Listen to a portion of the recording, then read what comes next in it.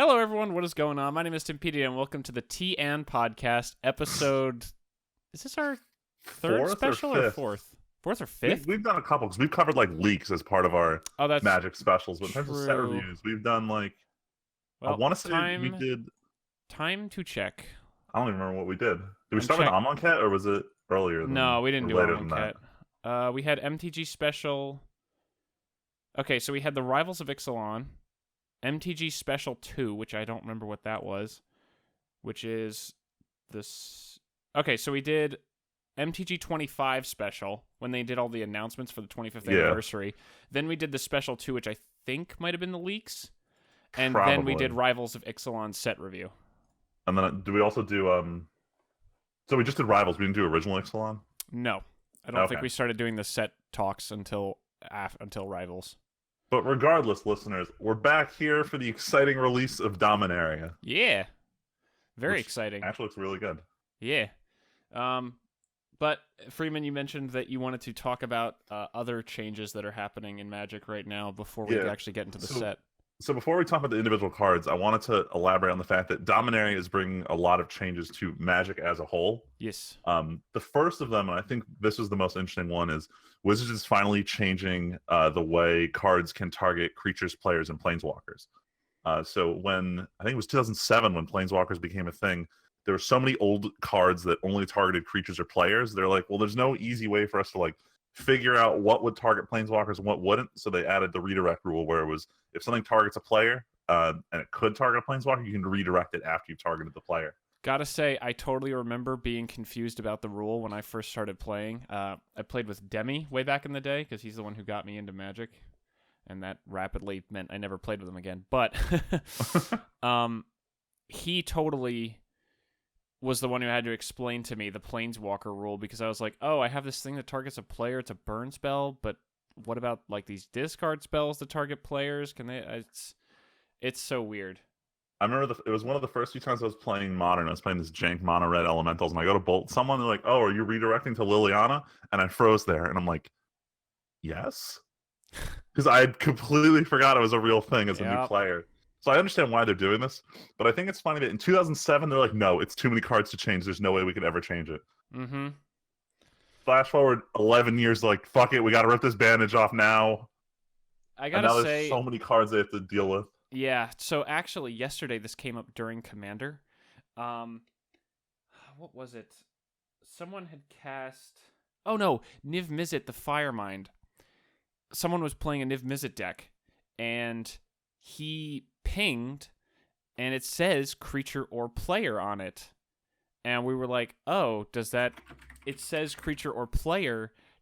That doesn't change because planeswalkers just get their own thing now.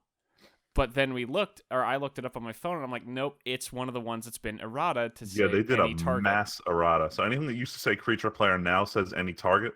But going forward, they are going to print cards that say creature or player, and that just explicitly means creature or player. Yes. Which I think is foolish. In terms of design going forward, like if Wizards were to for some reason say, yeah, everything prior to this year doesn't exist anymore, yeah, I think it's a good change. The problem is everything prior to this year still exists with its existing wording. I mean, keep going. Doing these huge erratas that change how a card functions when you read it is like dangerous unless you're willing to reprint everything. And Wizards is not going to do that. No, and that's the thing. Like, you look at Lightning Bolt. How many printings has that had over the years? Oh my god. And they all say creature or player. And now they're supposed to say any target? Yeah, I think it's like too late in the game to change like whatever percent of cards this was. Like it's a lot. I understand that they want to. I understand that the reason they want to do it is because planeswalkers are getting a bigger focus going forward, and there's also you also have to think there's such a backlog of planeswalker cards at this point that people who and honestly it was a confusing rule. I think it's just a fuck up on their part that they panicked and made the redirection rule in the first place. Yeah. Like, this just points out how bad of an idea it was to kind of have the redirection rule there at all. They should have just printed Super Bolt back in the day. Mega Bolt. Yeah. But yeah, it's an unfortunate change, but it's just going to be something we'll all have to get used to. And thankfully everyone has a phone. So at least in Commander, like I did yesterday, you just pull out your phone and check for errata. You have to. The only issue, if you're in like a sanctioned tournament, you can't pull out your phone. So I guarantee you, for the first couple months, anytime someone Judges. new goes to a tournament, they're going to be calling judges and asking, "What can this actually target?" The other big change, that really threw me for a loop when I saw Dominaria cards in person yesterday is the add mana. Oh yeah, it looks so weird. Seeing a Sulfur Falls. So I saw a Sulfur Falls, and I also got a Llanowar Elves promo last week. Seeing just add color, and that's it. There's really no phrase weird. to your mana pool. It's weird. It looks strange to see. Just I'm still mana. convinced. I'm still convinced that kids are gonna play what's that card? Yavimaya Elf? Or what is it? Arbor? What's the card I'm thinking of? It's not Elvish Mystic, it's the original.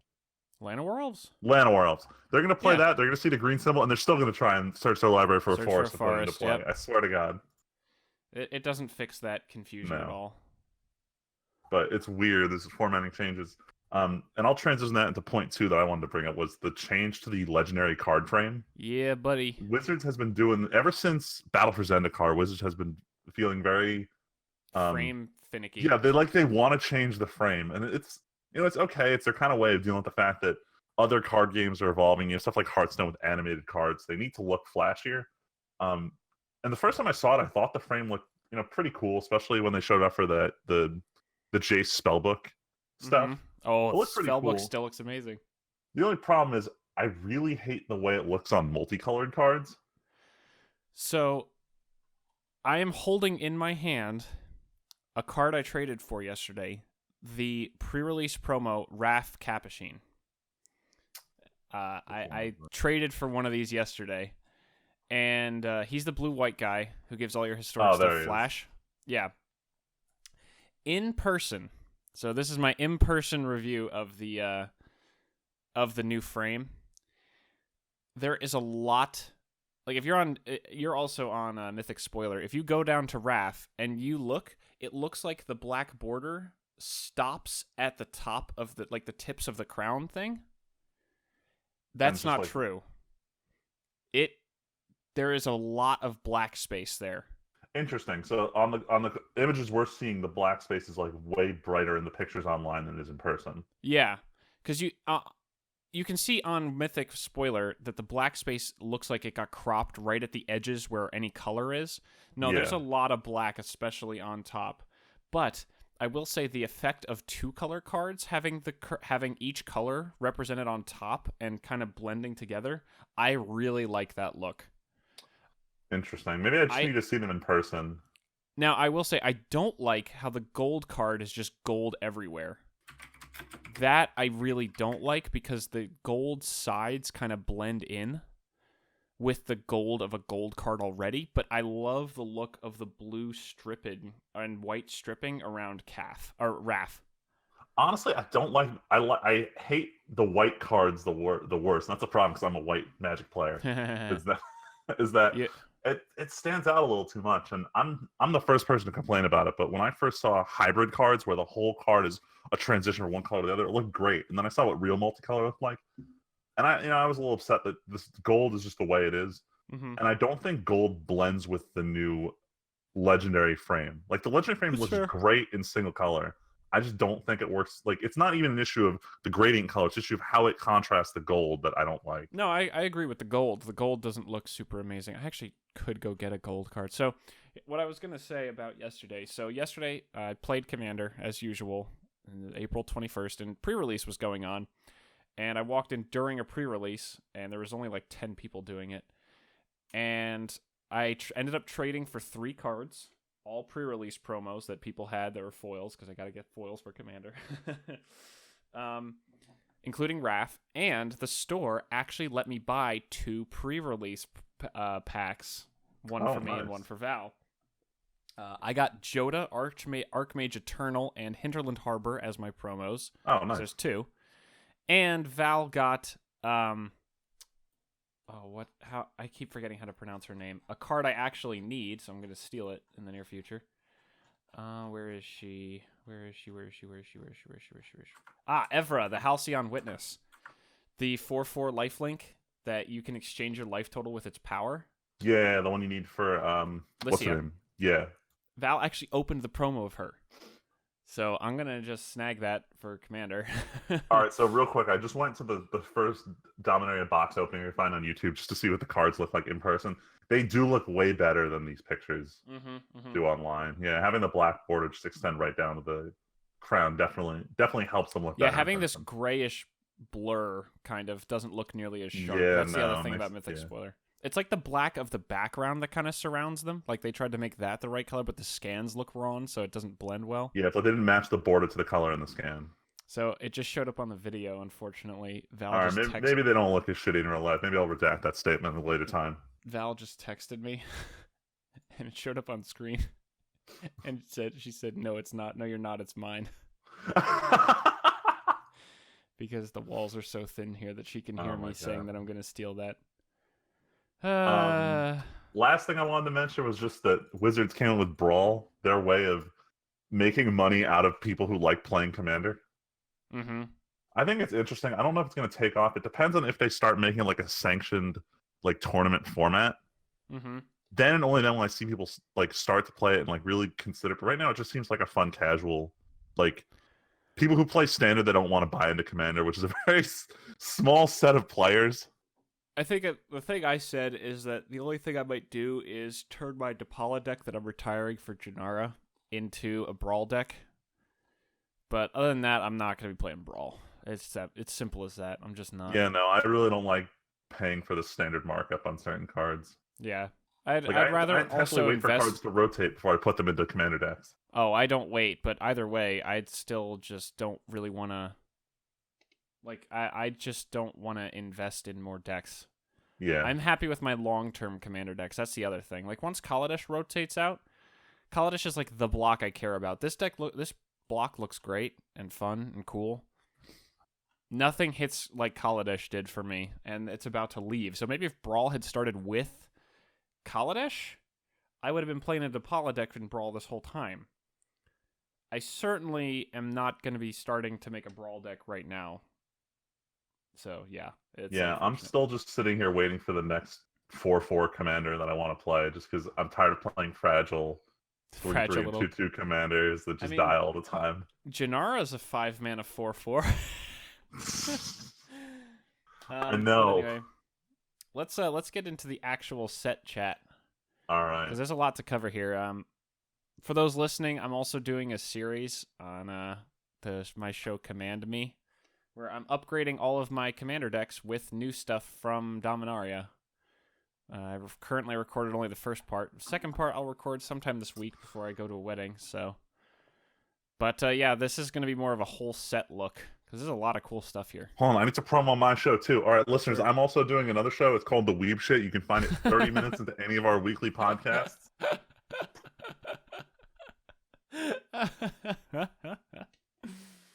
I'm pretty sure anyone who's listening to this listens to that as well. Hell yeah. Dedicated listeners. All right. Enough jokes. Let's get into the set. I don't know. How do we want to approach this? There's a lot to talk about here. See, the thing with these sets is usually we can talk about the monocolor and then we get to the bottom with the multicolor because there's so many nice potential commanders. The problem is that's all the set is. It's potential commanders the set. Yeah, there's a lot of commanders. Luckily, most of them are pretty bad. Yeah. All right, yeah, so let's just go row by row. Yeah. Because the way Mythic Explorers does is they actually have a good tendency to theme things by row. Yeah, they like to put cycles together, which is pretty good. Yeah, which is helpful. So we'll kind of just work our way down. Top row is legendary stuff that's mythic rarity, I guess. Yeah, they're all mythics. The only card in this row that interests me is Lyra Dawnbringer, because I need to get one for my new Angel deck. Because it's Angel Tribal. Yep. She's insanely good. I mean, even just on her own, really well. Yeah. She's like people were comparing her to Baneslayer Angel because with protection, she's just Baneslayer. Yeah, the 5/5 for 5 with keyword soup plus a relevant ability to a tribal deck. That's especially considering we have the Angel we're gonna see later that came out in this set, the white with the green ability, the Shalai, the one that we talked about that has hexproof and stuff and everything. Yeah. So There's some stuff. There's some God, every, stuff. every time I see an Angel card, I just think of how much I want to play with Restoration Angel again. That's the only sucky thing about Angel Tribal. You can't run Restoration Angel. Narameha Master Wizard. She's Yeah. She's cool, but I actually this is a. The problem is you don't want to be in mono blue if you're playing wizards. Also, you don't want to copy just your spells. Yeah. So here's the thing about Commander, because Commander has the card Dualcaster Mage, which is the red one. I was so salty yesterday. I was playing my what's its face deck, my Kess deck. Yeah.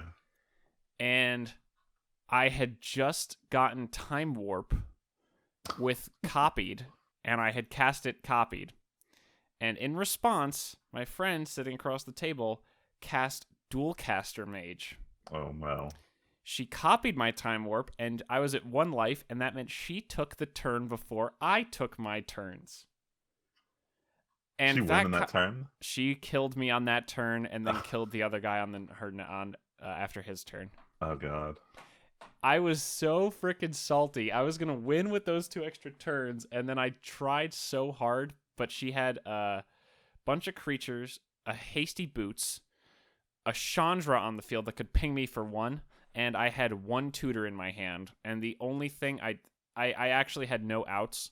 What I did was I got Cryptic Command with the tutor, and on her upkeep bounced Chandra and tapped all her creatures, but she still had enough mana to just recash the Chandra, and I had no counters in hand. And the only mana I had left was Mana Confluence to ping me for 1, so I killed myself before her trigger. But yeah, being able to copy only your own stuff for 4 mana is just not that good.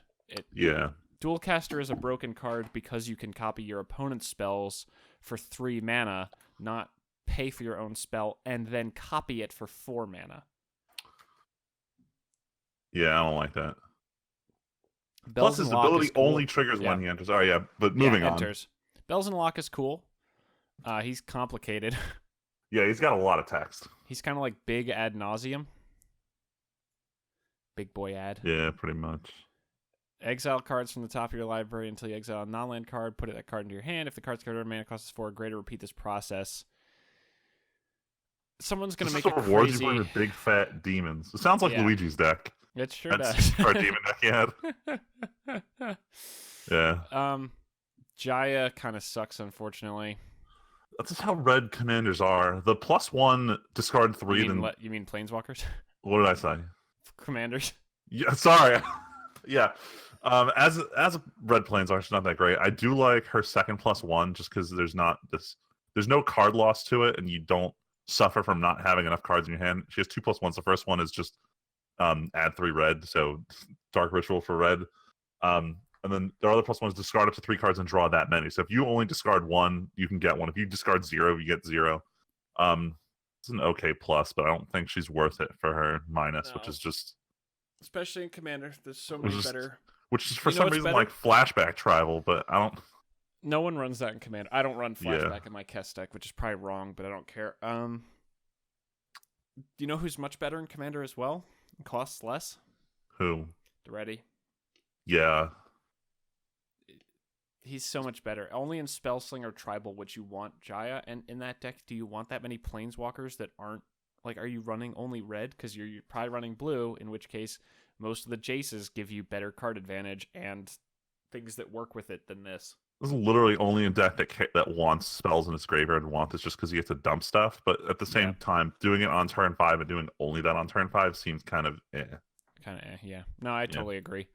Multani is... I'm actually kind of growing on this card a little bit. So they had printed a card similar to this in Kamigawa, but he was 7 mana for a star where star is the number of lands you control. This is the same kind of effect at 6 mana. Plus, he also has this effect that allows you to recur him from the graveyard. So he's a straight up upgrade from that dude in Kamigawa who I ran in my Sisei deck as just a good beater because he had trample. But this guy also has reach, so he's hands down better than this other guy.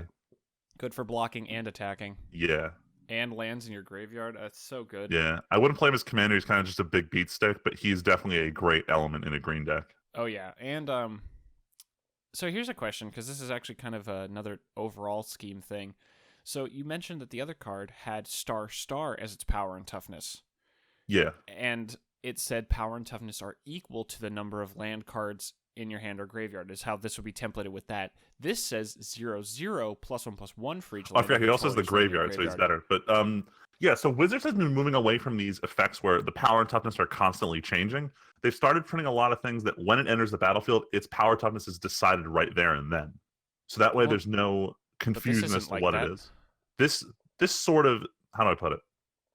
This sort of is in regards that when it's in your hand or in the graveyard or in your deck, you know for a fact this is a 0/0. There's no evaluation needed. Stars are 0/0s, but when they come onto the battlefield, it suddenly changes. This is always a 0/0, but when it's on the battlefield, it gets this 1/1 effect. Yeah. Do you like this templating more? I personally like the way the Star looks. It's functionally the same, so I'm gonna ignore it after a while. Mm-hmm. I understand it raises clarity. I think it's honestly the same amount of text, so I'm kind of indifferent to it. I personally like the way Star looks, but I think it looks cool. I'm not going to beat myself up over this one. 0/0 always looks scary. It helps deal with the fact that they started changing. What is it like? When we get to Karn, he has these tokens that are XX. And X is defined as you cast them. So they want to get rid of that confusion between stars and X's in this game because stars change as X's don't. That's fair. Yeah. I don't know. I know it also matters for fringe cases like Alesha, I think. Yeah, where it cares about power toughness. Cares about power and toughness, and this is always 0 versus Star. It would always be changing. Yeah. Anyway, it's a cool card. I'm considering that top row. It's the only one that gets close to Lyra for me. And yeah, it's going somewhere. I just gotta figure it out. Locke's also up there, but he's a combo card. Yeah. Like, that's it. You're building a Bells and Lock deck that doesn't work as any other deck. That's a big theme for all these legendaries, is they're cool, but they're not commander worthy. Yeah, that's the other. They require their own weird deck. I legendary sorceries. Before we jump into this, I brought this in during one of our, I think it was Rivals of Ixalan, we talked about it, that a lot of the times Wizards designs their legendary creatures to not be playable in standard, but explicitly for commander.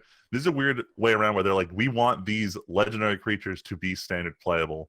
Mm-hmm. So we don't have a lot of commander-focused cards. It's just more like, let's design on what a legendary that should be playable in standard would look like. Mm-hmm. And that's what we got with a lot of these. But speaking of legendary, we have our first ever legendary sorcery spells, which require you to have a legendary creature or planeswalker on the field. These are all pretty cool. I like one of them. It's technically two of them. Left to right again. Urza's Ruinous Blast. 4 and 1 white, which is very rare for a Wrath. Exile all non-land permanents that aren't legendary. Hello, my sissy. Hello, my buddy. Yo, for real, this is insane. I used to have to search for a big fat creature to wipe the board. Now I don't have to anymore. Can literally search for this card. And keep my board. The only thing is it doesn't deal with people's or opponents' planeswalkers. Or sorry, commanders. I keep fucking swapping these words. No. You're planeswalkers and commanders. So it's not as catch-all as something like crap, what's that card? The black-white 4 pick a type, just destroy all of them. Merciless? Yeah, I would definitely run this alongside other Wraths, but this one's really good overall, especially if you have a legendary theme to your deck. I never, ever, ever in Commander feel the need to go lower mana cost in exchange for not having control over the situation. I will always run more targeted removal over a Wrath that can hit my board so badly, because so many of my decks use artifacts to get going, to ramp up a little bit. Yeah. This feels like in none of my decks is this not a massive setback to myself in addition to the board, and I hate being in games where someone just completely demolishes the whole board completely in every way just to stop someone from winning. You know what I mean? But at the same time, you also run 7 mana, bounce everyone else's stuff to their hand. But for 2 more mana, I'm not getting hit. You're right. It's one-sided. So I want a card that I can take advantage of more than everyone else, and this card doesn't. None of my decks run such a incredible amount of legendary permanence that this doesn't hurt me also. Yeah, I'm approaching this from the Sisei perspective, so I keep thinking this is one-sided. But outside of Sisei, This is a very dangerous card to be using. Yep. You'll even notice when I play stuff like the Black White Daxos, I don't run as many board wipes as I normally would because I'm afraid of. Actually, no, I run just as many of him because he's the only creature I care about. But Yeah. for other decks, like my creature wide decks, I don't run board wipes, even though I'm the board wipe king of our play group. Yeah, because you don't want to lose all your progress. Yeah. There's rarely a situation where you're not even, like, kind of matching on board where you couldn't just target a removal. Yeah. Plus, this doesn't help me win my unwinnable matchup against Animar, so this is very dangerous. Yeah, Animar doesn't get stopped by this. That's true, too. And Luigi's Animar deck is... unstoppable as is. Yeah. We played a game where just the three of us are like, who can combo out faster to see if we can beat Luigi? All right, let's keep going this cycle. Karn's Temporal Sundering, not interesting to me. Not at all. In Commander, there's better options. Yeah, the Taking Turns deck almost wanted this, but I don't think they... Actually, no, they run Tiny J, so they might be able to take advantage of this in Modern, but I don't see this being played too many other places. You just run Time Warp anyway. Yeah. Is bouncing a card and needing a legendary worth one more mana? Probably not. If you were talking about like a one-on-one 60 card, maybe, because you can get rid of a blocker. Because I remember I was playing against it was green blue Taking Turns, and they used Courser of Crucifix. So being able to tap before you have to go like with your Jace win con kind of helps. But in like a Commander scenario, this isn't worth taking over one of the other Taking Turn effects. Another important thing to note with this card, this is one of the ones that exiles itself because they thought it was too powerful to leave it in your graveyard. God, this is stupid. I wish I wouldn't do that anymore. I run one extra turn spell in one deck, and it's Time Warp and Kess. That's it. And I'm certainly not replacing that with this. However, the one card that will go into a Commander deck of mine is Yawgmoth's Vile Offering. Oh man, this one's good.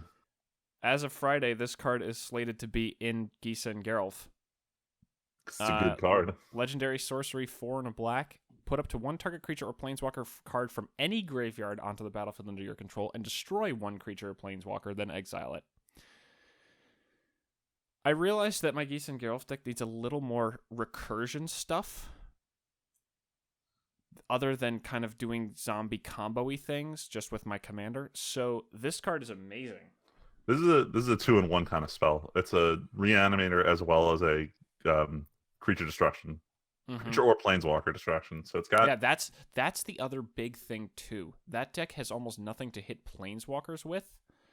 So this is a great way to kill opponent planeswalkers. Yeah. It's target removal that also advances whatever your plan is. So it's a good package. Yeah, I'm just gonna run it. It's simple and the art's amazing, which is also the art for all of these is amazing. Noah Bradley really top notch. Fucking killed it, but yeah, this is definitely the one card that I'm gonna put in a deck. Definitely. Jaya's Immolating Inferno. X red deal X damage to up to 3 targets. No, that just seems weird to read, but yeah, that's not that good. So you know what's funny? This is at best a backup copy in Neheb to Comet Storm. Hilariously. Yeah, isn't it the same mana cost? Or is it one? Comet Storm costs the same, but you have to pay 1 for each kicker to target more stuff. Okay.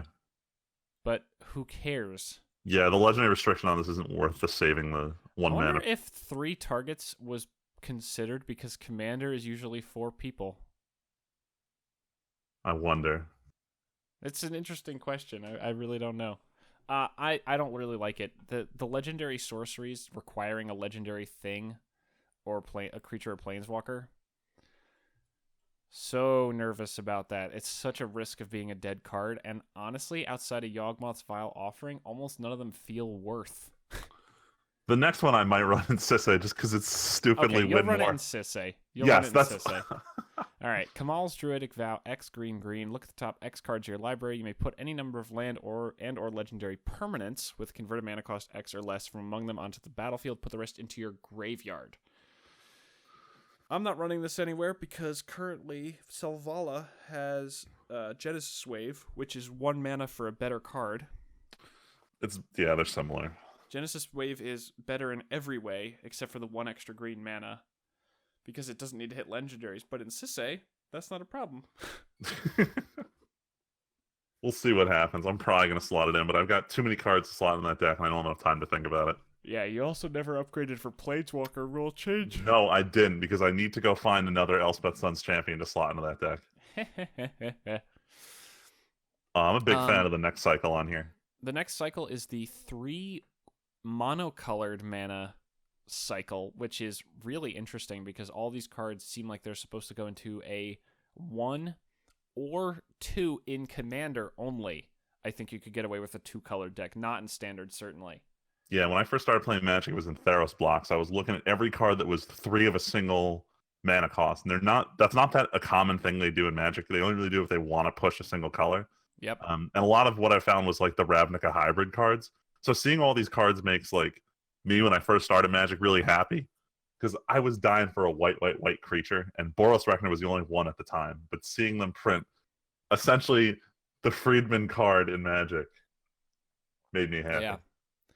I think 2 of these are good. 1 of them is decent, and 2 of them are pretty meh.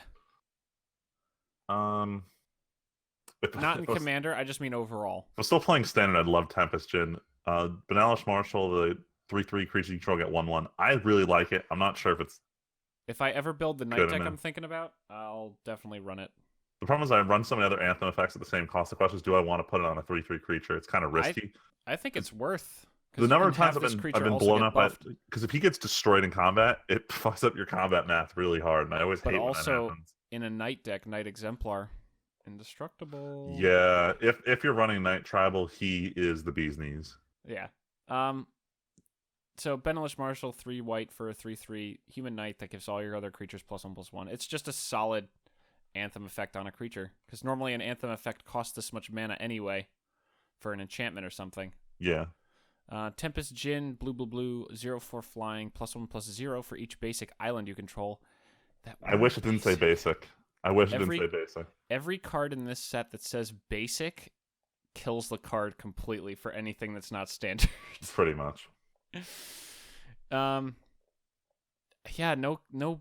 What mono blue commander deck wants to get aggro? I guess if you want an aggro backup card in a mono blue commander deck.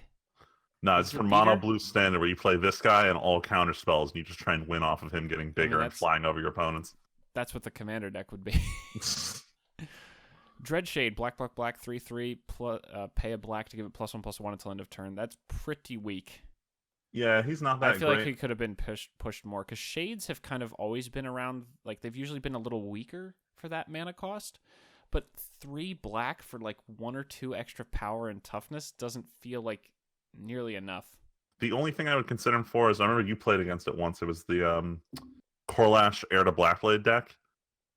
He's the main thing you Voltron, but I always have backup creatures to play that take advantage of being in black, like Phyrexian Obliterator. He would be like, if there's literally nothing else, I might slot him in, because you run a ton of black mana in that deck. You can pump him up if you can get like a trample artifact onto him. But why not run one of the older Shades that might have evasion? Like Fear. That's also another alternative. Yeah, something that has like Shadow or something stupid. Yeah. Yeah, it's probably a better alternative. Old Shades that have weird stuff like that, not just 2 more power. Yeah. Goblin Chain Whirler, red. Now this is good. This is good. Red, 3/3 first strike. When it enters the battlefield, do 1 damage to each opponent and each creature and planeswalker they control. Ping, ping, ping, ping, ping, ping, ping, ping, ping, ping, ping. The anti-token strat. I like it. Goblins have... I mean, I hate it, but I like it. Yeah. I will say, against any kind of real token deck that usually has anthems, it loses a lot of power. But the fact that it hits players and planeswalkers, any damage you can ping in at a planeswalker is usually an extra turn lost in terms of getting to their ultimate for them. Yep. So that's useful, and token decks don't always have anthems. Yeah, I don't know how limited it is in this set, but if there's a lot of token boosts, I feel like he's a good, like, Saprolings. Get rid of your tokens. Yeah, Saprolings. All right, yeah, so he's a good counter to that if you're going heavy red. Yeah. The next one I really love, because I built Mono Green Stompy for Modern under $60, and this guy just is a straight upgrade for that deck. Tempted to put this in Selvala still. I'll have to figure it out once I get to that upgrade video. But 3 green for a 5/4 elf knight that can't be blocked by creatures with power 2 or less. That's monstrous. The last time they did green was a 4/5, and that was it. Flat. Look at these nice stats. Now this is just gravy. And that was a playable card. It was, yeah, no, it was good. Thunderback Baloth, I think. Leatherback ballot, yeah. Leatherback. Sorry. 4/5 for 3. That was good. And now it's a 5/4 that can't be blocked by weak stuff. So it's gonna trade for something good. Plus, this one can kill Gurmag Angler I was and literally gonna say Gurmag. what's his name? The other Delve dude, the legendary one. Tassiger? Yes, for anyone who's still playing that. Which is everybody. Yes. Those cards are still everywhere. I see more Gurmag than Tassiger in Modern, but in Commander... Oh, that's certainly still true. But, I mean, Tassiger still shows up. Yeah. But yeah, Gurmag also has the advantage of being, what, Legacy playable and Pauper playable? Yeah. God, being Pauper eligible is ridiculous. Delve is a really good mechanic. Fucking hate it. It pisses me off. There's a reason when you watch even Vintage, they run Treasure Cruise and Dig Through Time. Treasure Cruise is a common. Every single common played in these formats is Wizards just doesn't understand the idea of like cost reduction or stuff like that. All right, we gotta. Oh my god, we gotta go fast, or we're going way too slow here. All right, so here's what we're gonna do. Let's just focus on rares and legendaries and mythics as we work our way down, and just anything that catches our eye, or maybe per row we can each talk about one card. How about that? Per row we can each talk about a single card. I actually wish I could talk about 3 of these cards. Funny enough, on this next row. We'll just do the next block all together, just because it's the new card, the Sagas. Sagas are a new card type. They are very complicated. As they enter the battlefield, you add a counter and go to their 1 tick, and do the ability. Next turn, after your draw step, for some reason they don't like the wording at the beginning of your next main phase. I don't get it. Yeah. You add a lore counter again. They're called lore counters. You do the second ability, and then on the 3rd turn, you tick it up to the 3rd thing, and then sacrifice the Saga. They're really cool. The artwork on all of them is gorgeous. I'm wondering why they couldn't just do it during your upkeep. Because there are things that you have to, in case you draw something, probably, or because there's also Song of Freyalise. No, those you can tap to add mana later. It's probably just for simplicity factor. Yeah. I think they should have just said it. Oh, you know why? It's because it can't be responded to. So they didn't want to put it during a phase where there's a lot of during your upkeep, whatever happens, or there's a lot of triggers on the stack. It cleans up the stack. They put it during a phase where nothing else is happening. A lot of these cards are really, really interesting. I am only running in my commander decks. I believe I ended up with 1 that I'm going to run. And going forward, no more, I think? I'm pretty sure. I'm not sure. I've looked through them a couple times. I'm not digging them too hard. So here's the thing. I actually went into this during my update video because I was talking about putting the Mirari Conjecture in Kess, which is first turn, return an instant card from your graveyard to your hand. Second turn, return a sorcery. Third turn, whenever you cast an instant or sorcery spell, copy it. Those are all insanely good abilities. My problem with this, Friedman, is that the really good ones, like this is another control thing. When I was talking about for Urza's Ruinous Blast, it's another thing where I don't like not being able to choose if I can add a counter. Yeah, that's probably the biggest issue of these, and I've talked about this before, is that, if a card does multiple things, you like having a choice. With these, A, you don't have a choice, and B, it's really telegraphed to your opponents what's going to happen. So if you got something big coming up, it's the same issue that everyone talks about playing the old Joyride deck where you suspend everything, even if you're not doing anything now, 6 turns from now, you're doing something really stupid and people aren't going to like it. And that's kind of what these are. No, the only ones I'm running are actually the only... Is it only 1? Oh my god, I think I'm only running 1. That's what I said, yeah.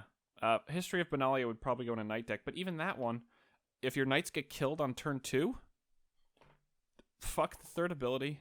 It's worthless. But also, the only one I'm running is Phyrexian Scriptures in Brea.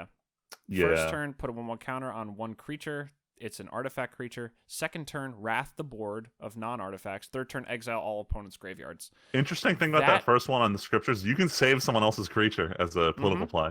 Yep. No, see, that one is, I love it because in that deck, I'm running almost all artifact creatures. So I don't care if the second one triggers whenever it wants to. Third thing, exiling all cards from all opponents' graveyards is always a good thing. And even if I don't get to choose when it's happening and they can work around it, they probably can't mass exodus from their graveyard to protect a lot of stuff. So they're probably going to lose something from their graveyard that matters. So I'm okay with it. Everything else is just so gotta be lucky.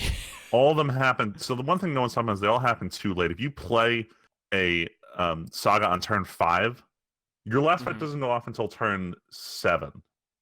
That's a long time in a normal game of Magic. So here's the other thing that I said when I was talking about Mirari Conjecture for Kess. In a one-on-one game, there is an opponent's turn, but only one opponent's turn between each tick of the Saga. In a Commander game, you're usually going to have, on average, 3 opponents' turns between each tick of the Saga. That's a lot of time for a lot of cards to slip in and react to what you're doing. That's too much time for them to have a response. Now, I say that there are also times where you have cards that build up over time. Like I have Primal Amulet in Kess, which builds up over time. But that card, I can do at my own pace, and I can usually protect it more. Or I usually want to protect it more, and it can turn into something that lasts. These are all temporary effects. None of these really impact the board permanently. I mean, they Fall of Thran and History of Benalia and whatever. They do stuff to impact the game, but none of them stick around and have any... unless you run a deck that's like... Everyone's like that Hex Parasite that you can remove counters from stuff to keep activating different phases. That's so gimmicky. Yeah. It's so fucking gimmicky. I'm starting to notice something about just the design of the sagas overall, is that from a story standpoint, you want each level of them to escalate until your last one is huge, because that's the whole idea of this, retelling a saga in the history of Magic. The premise from a mechanical standpoint, and kind of why Phyrexian Scriptures is the best one on this list, is that you want your first one to be okay. You paid 4 mana or whatever amount to do something. It has to be okay.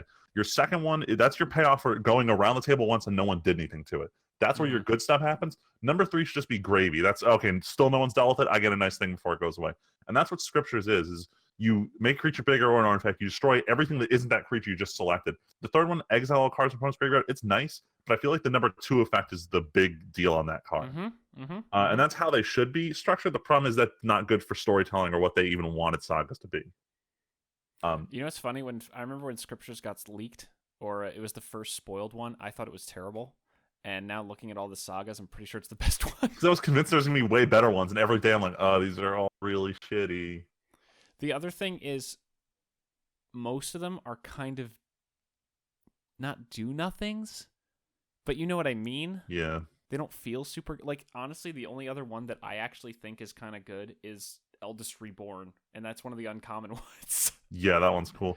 The only other 2 I'm considering, Chainer's Torment, I might put into Aloro, and then Triumph of Gerard I'm actually considering for Daxos, because it's a cheap enchantment. When it comes down, it gets Daxos bigger, so it doesn't get defeated. I don't really care about giving him power, or I don't care about him having flying first strike lifelink. It's just that the first 2 will kind of help him not die, and just being a low-cost enchantment is good. Sure. So I saw that one. That one's totally eligible, reasonable. But it's also very hyper deck focused. There's none in here that seem like this is a must play in all decks. Chainers would be better if it said you gain life for the total lost. Song of Freyalise is interesting for token and go wide strategies, but I think it's just a little too slow. Here's the thing in my mind. What are you going to do with it on turn 2 and late game? You don't need the mana. It takes so long to get to the good stuff at the end. Plus, you run into the issue, like, what happens if in the number of turns since you played it, you don't have enough creatures to take advantage of 3? What if someone board wipes between 2 and 3? Yeah, that's on top of it. That's when it sucks. Dead fucking card. All right. We can move on. Let's get out of the sagas. Fall of the Thran is going to troll the shit out of people, and that's fine. Yeah. because Armageddon and then just exile your opponent's graveyard. Like, imagine if you had Phyrexian Scriptures on 2 and then you cast Fall of the Thran. That'd be amazing. Yeah. Anyway, let's keep going. What's worth talking about in this cool row? Evra, that's the one you wanted, right? Yeah, that's the one that I'm gonna add to Lycia. She's super cool. She's goofy. Exchanging your life total and making it like in Commander a 40-40, or I actually had a game with Lycia last weekend where I got up to over 100 life. And yesterday I got up to a game where I had hit 80. Oh my god. So punching people for 80, especially with like a sword that makes it unblockable, pay for mana, and then change it back. It's hilarious. I think that's awesome. The other thing that people don't seem to realize, it seems weird. So you have her on the field as a 4/4, and I attack with her, and I'm at, let's say, 60 life. She no one blocks. I exchange her life total and power. I have 4. She has 60. She hits. Then I have 64 life. And she's still a 64. The only time I wouldn't do that is in a match where you know someone has a lot of in-hand burn spells. That's the only time I'd feel. But in Commander, that never happens. Yeah. Who runs lots of instant speed burn targeted to players? That doesn't happen in Commander. I'm not worried about.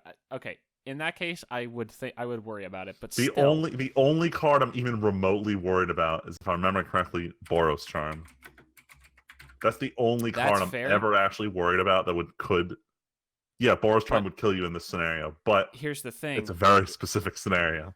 But also, if you boost her power before you do the switch by even 1, you're fine. Yeah. So I think it's hilarious. What do you pick in this row? I would talk about one other card. So these are all big payout cards. I personally like the red one, the 4/4 dragon for 4. Who, if you just play him, he's a 4/4 flying for 4, which is great. It's a good card. His kicker for 3 is make another 4/4. So for 7 mana, you're getting 8 power across 2 flying creatures. I think it's really cool. He's not a commander, but he's definitely playable in a dragon deck. I think he scales with the late game. I think you probably run Broodmate Dragon over him. You probably run both if you want Broodmate. Well, how much Broodmate is what? Is it 7 mana? 7 mana for 4/4 that brings along a 4/4. Yes, it's the same kind of thing. The only thing is Broodmate is color intensive, and you're stuck at 7. You can play this guy early for just a 4/4 flyer, and I like that versatility from him. I guess that's true. Like, if you're like, oh shit, someone's getting off real fast, I need a flying blocker, he's perfect for 4 mana. Yeah. My thought is that in a dragon deck, I don't actually know if you run either of those. No, I don't. I'm not thinking more for a dragon deck. I'm thinking more like in a green-red aggressive deck, he definitely fits in there. Yeah, that's fair. I'm going to cheat, and I'm going to throw in Josu. But Josu's just good. He's not going in a zombie deck. For one important reason, that kicker costs way too much for how little mana my zombie deck tends to make. But a 4/5 for 4 is also not terrible. No, but I'm going to save him for a night deck, too. Yeah, because he's a zombie knight. So the crossover. We'll get there eventually, but I made a promise to myself and to Val. I'm only going to build, if I build another commander deck this year, it will be one commander deck in the second half of this year, because I can't spend this much money again. So, I really would like to build Knight Tribal someday, because I've always loved Knight Exemplar. Yeah. I'm not the only one there, but someday I'd like to. And the black-white Knight commander that we're going to get to later is definitely something that would make that happen with Josu in the deck, because Knight zombie tokens. Yeah, it fits both of them. Yep. And Marwyn's cool. She's another good elf. She's going in every elf deck is going to run her. She's never going to be a commander, though. It also takes advantage of elf tokens. A lot of other a lot of other cards like this care about you casting elves, but this is just elves entering the battlefield, so it's tokens reward that. It's really cool. Next line. Speaking of tokens, cool cards here. The mono white angel that's technically green white is really good for these go wide token strategies. Going in Janara. Hell yeah.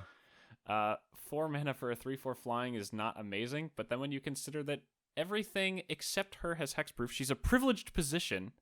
Look, man, 4 toughness in Commander is pretty good. Flying Commander is pretty good. All these other effects are also pretty good. Actually, I said privileged position. She does not protect your artifacts and enchantments. No, just creatures, planeswalkers. But then again... But in the Angel deck, I just want to protect my creatures. Yeah. And me. You being protected is also a big, big deal.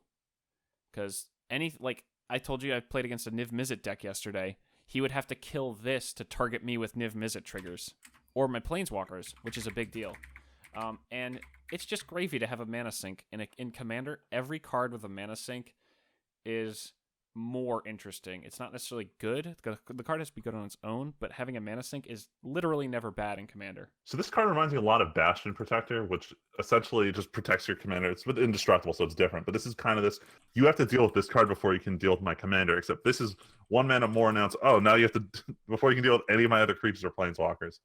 So Bastion Protector, and I run this card in Lycia. I definitely like this card as a protection strategy. I might even consider it as its own commander. I don't know. That last you know what you could run it in?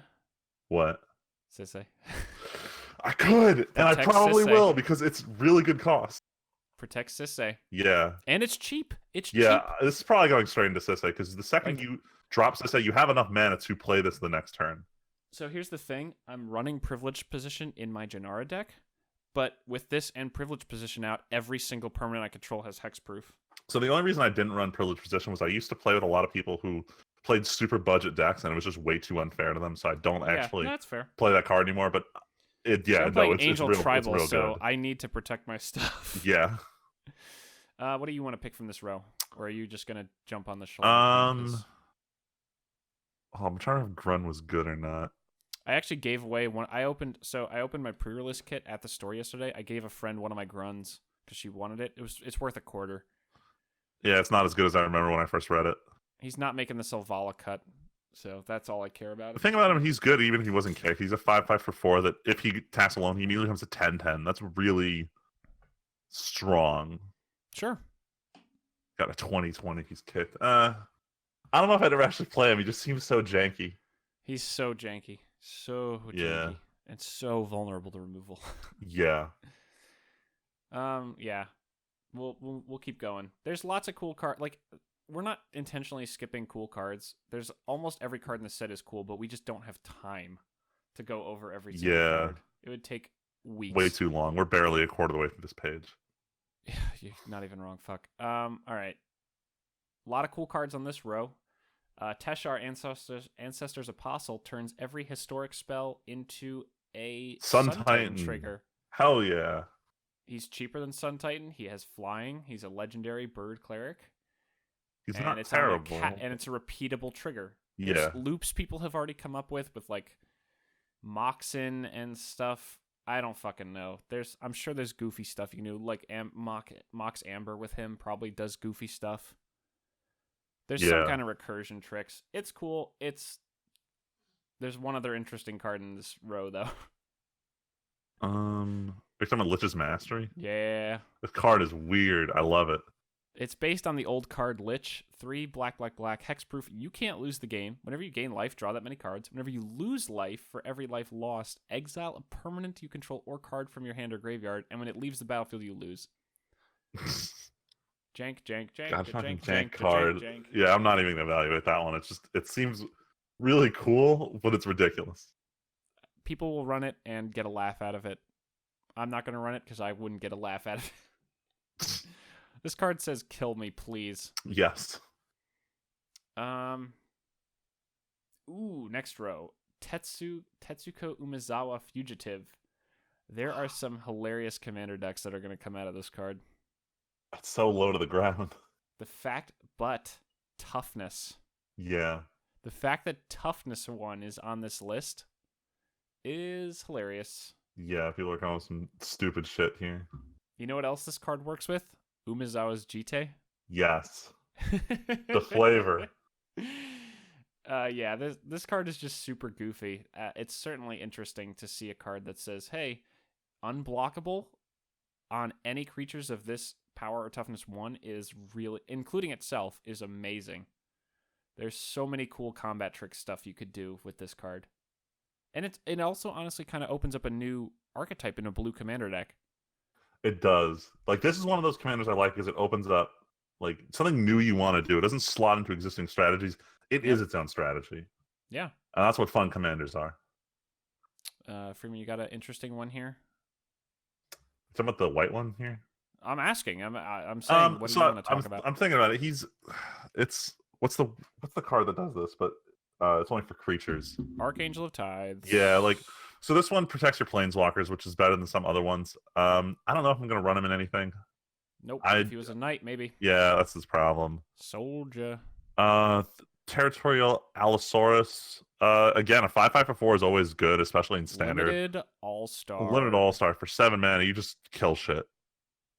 It just enters in as a 5/5, destroy anything with toughness 5 or lower. Another card that Selvala is considering, actually. It's decent value. I like to evaluate these cards, like especially kicker cards. I say to myself, if you can't pay the kicker, how good is this card overall? Mm-hmm. And a 4 for 5 isn't bad. Anything that hits the 5 power for 4 mana or less is considerable for Selvala. Importantly, it's a dinosaur. Well, that's True. still a standard thing. Yeah. And Torgar is cool. I had a guy come up to me that I knew at the store, and he was like, I pulled a promo Torgar. I'm going to build a commander deck out of it. Totally Nice. works. Yeah. Totally works. That's a cool card. Oh, the next row is so unfortunate because one of these cards... Actually, so Freeman, here's the cool thing. I'm going to cheat.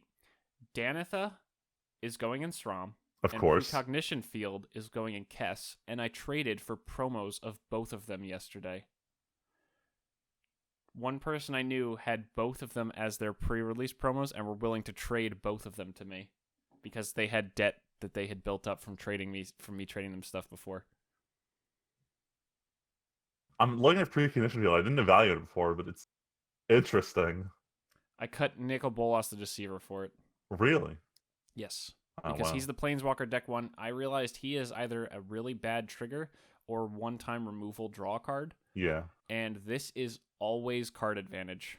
And I'm usually leaving mana up all the time, so if I don't counter a spell, I'll exile my top junk card. I feel like they designed this card for the commander deck we made for you last year with dumping stuff into exile. Sure did. Sure did. Sure did. But Danitha is also... She already took Found. I haven't even done SRAM on the second half of the Dominaria update, and I already cut Foundry Inspector for Danitha because she's so much better than Foundry Inspector. She's better for carrying the equipment, and she makes my auras and equipments cost I keep less. forgetting she also has keyword soup on her. She is really good. Yep. Imagine with a sword. Oh my god. Yep. God, First Strike, just too good. Vigilance. I don't even care. Like, First Strike, baby. Win all combat. Freeman, you could remove her whole cost reduction and she would be almost rare worthy, and she has cost reduction and she's uncommon. Look, I run what's his name? Aerial Responder is my backup swords carrier in that deck, just because keywords are good. And this is just, it's gravy. Yep. I don't think anything else in this list is really interesting. There's 2 reprints and a crappy card. Which one is Verdant Force a reprint? Yeah. Okay, interesting. It had old weird artwork. It's like big swamp guy leaning over. Yeah, I've seen it before. Next one. What do we got here? Nothing interesting. Well, one interesting. This double strike upgrader dude is weird.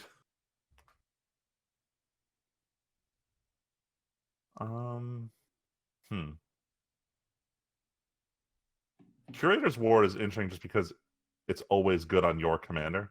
Was tempted to put it in Brea, decided not to. It's a little costly. It's 2 mana, it's 3 mana just for a hexproof, and it replaces itself if you meet the condition of putting it on something historic, which you usually can in Commander. I mean, it doesn't just replace itself, it's itself +1, because if you put it on your commander, you get 2 cards out of it. The other problem with it, though, for me, is do you really want to cut a card from this? No, especially like if my deck already has like Swiftfoot and Lightning Greaves, I usually don't need more unless like there's a theme to it. Like in Daxos, I run another one, but it's an enchantment, which he cares about. Unless you care about enchantments, fair. I don't see it as being better than running like one of the artifacts that'll stick around. so you can use it again later. I think Quend is really cool. He'll go in a Knight deck because lots of Knights have First Strike built in. Yeah, He's. I mean, it's I wish 2/2 he double cost strike one less. isn't terrible, especially in white where your chances are you're gonna have like an Anthem effect or something. Anthems and double strike are best friends. Exactly. For sure. For sure. Yeah. And Whisper is good in a world where you don't think about the card Hell's Caretaker, which in exchange for being at sorcery speed only takes one creature, and it's a zombie. It was actually in my zombie deck, and I decided to cut it. Yeah, so Whisper doesn't really make the... Oh, God. Ah, there he is. Oh, the greatest command ever printed? The meme lord himself. Such a meme. It's crazy. Fucking Yargle.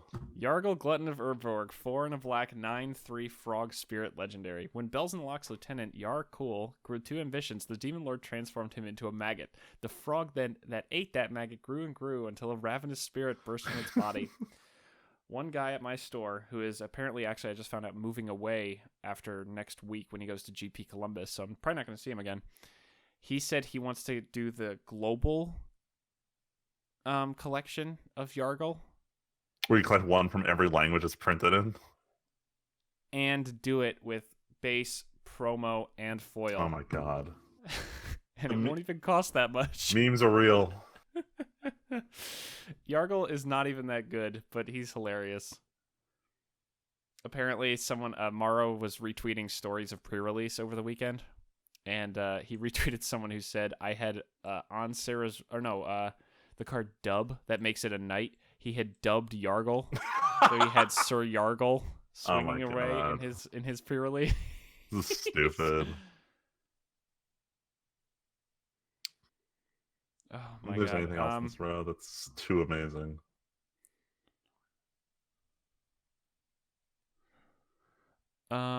Sarah's wings is very pretty looking in person.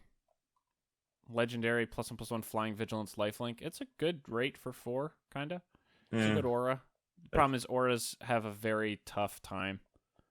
Like, I run very few auras in SRAM, and most of the ones I do either give like protection from creatures, which is that Spirit Mantle, which is busted, or it's one of the ones that you can return to your hand for a mana, so you can just bounce and draw. Yeah, so you get that draw engine. This one, honestly, flying is really what you're taking advantage out of it, and just 4 mana to give something flying, and it has to be a legendary creature. Everything else is just kind of extra. I'm not too big of a fan of this card.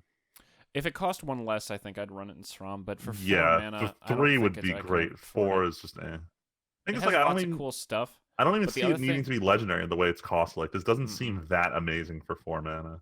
I think they did it just so they could have it makes the creature legendary. Yeah. I will say the other thing about it in SRAM is there's so many 0 cost artifacts or 1 cost that give a lot of these abilities. And usually if you have things like Sigarda's Grace, I think. The 1 mana cost enchantment that makes your stuff equip and have flash. Yeah. Or you have things like Pure Steel Paladin, things like that. You just you play them for 0 and then equip for like 1 on average.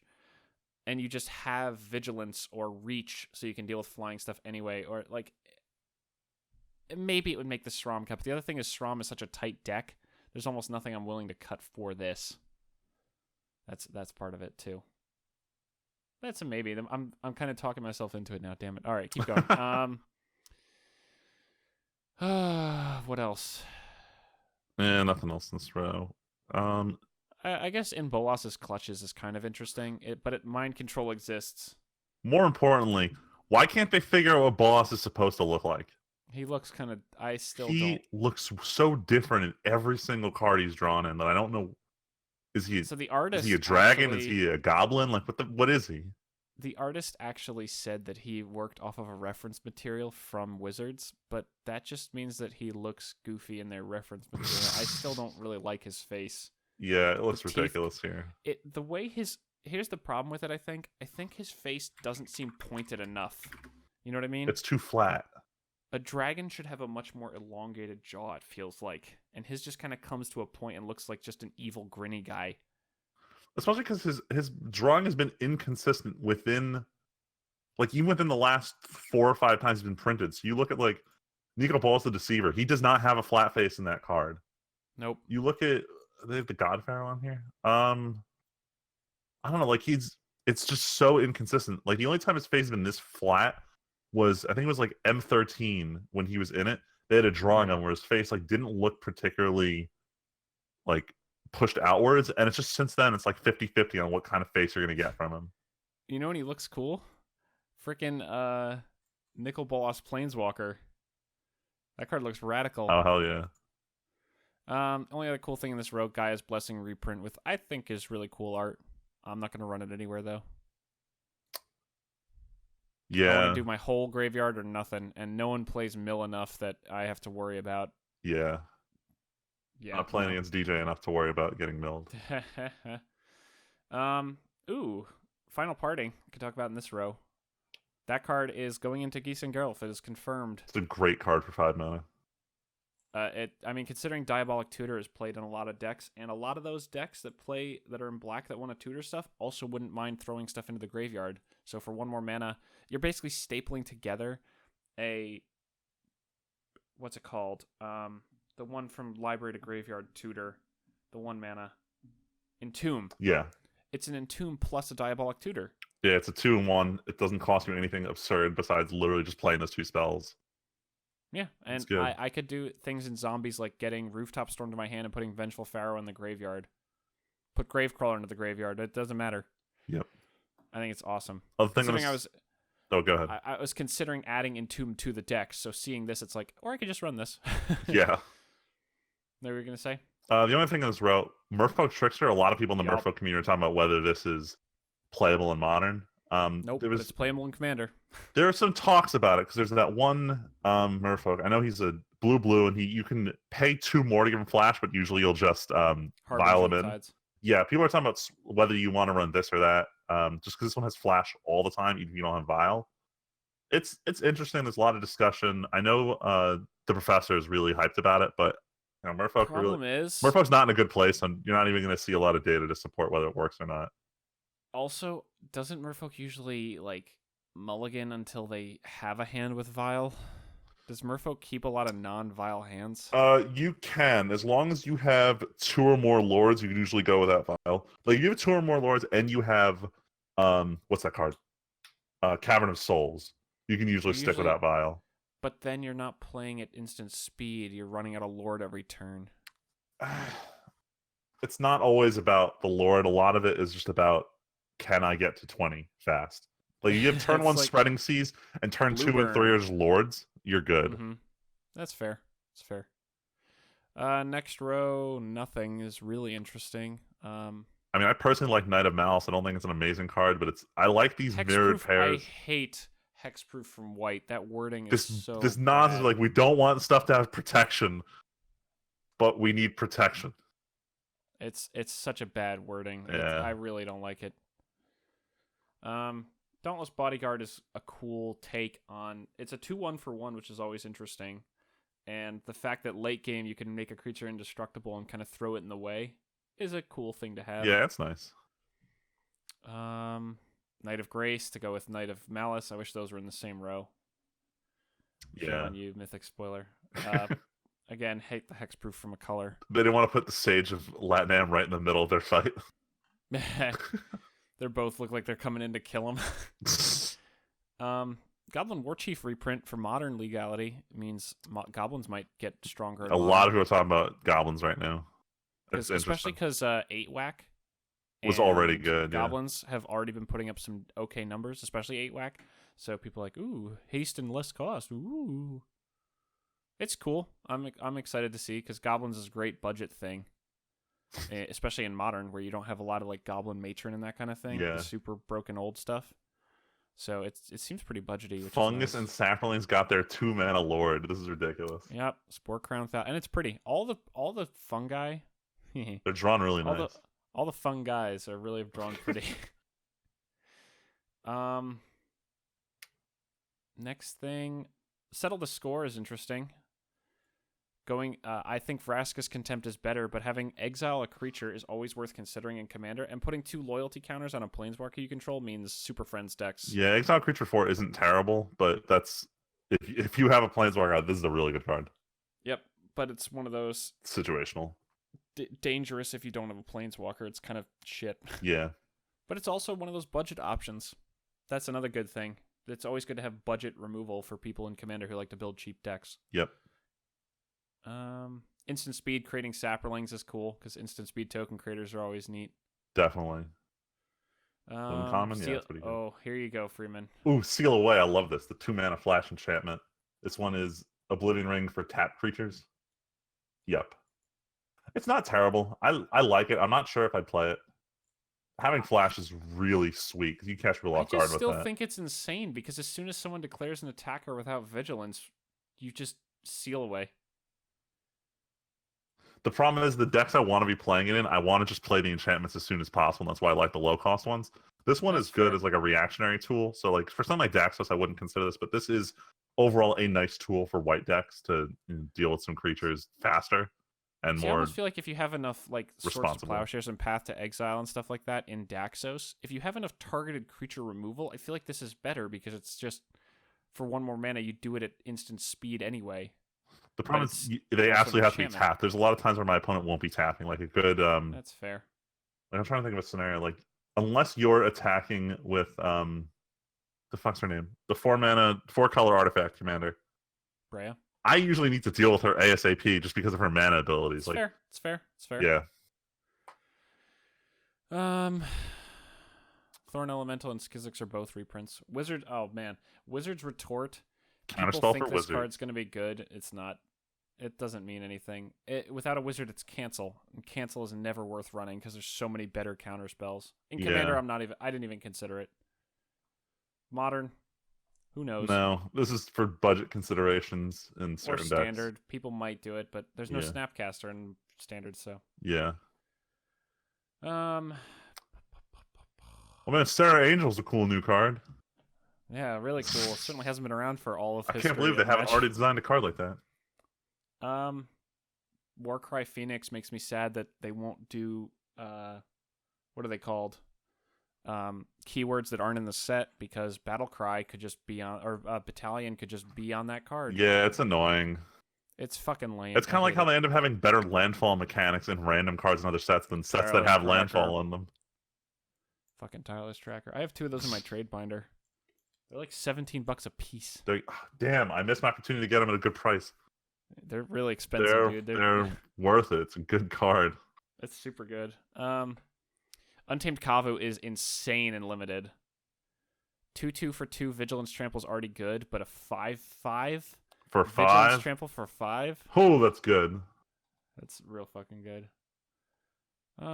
Wizard's Lightning again. Lightning Bolt for Wizards still not very good. Especially in a Standard where you have Lightning Strike. Yeah. You just play Lightning Strike. Journey Mage, same thing. Adamant Will's pretty. And Adventurous Impulse. People are talking about this a little bit in Pauper. And as an alternative to what's it called? Ancient Stirrings. Yeah. Because it gets any creature a land instead of colorless creatures. Or colorless cards. I completely misread that card as search for a land among the 3 and not the creature one. This is a lot better than I thought it was. Yeah. No, it's also good because it's another good cantrip in green. Yeah. Think about it. Ponder only digs 3 cards deep. Next row. Arcane Flight has the coolest artwork of the set. More cats in Magic is funny. Ancient Animus is apparently confusing a lot of people. I saw posts on Reddit where people were like, oh, I thought you always get the 1/1 counter and then it only fights if it's legendary. Nah, that period placement is super important to understanding what that card does. It is weird though. Bloodstone Goblin has cool art, but anything that relies on kicker sucks ass in my mind, so. Yeah. Cabal Paladin's cool, but it's not good enough at 4 mana. It's neat, but yeah, it may be in limited. Yeah. But then again, how reliably historic stuff are you? I don't know. I mean, unless you're playing an artifact deck where you really want this guy in there, but I really doubt it because you wouldn't play Or with if you any of them. somehow draw like every legendary knight in your pool. Yeah. Artificer's Assistant is very cute and a pretty solid 1-drop for a historic deck. I like it. It's a nice. I'm not going to run it anywhere, but it's cute. Yeah. Benelish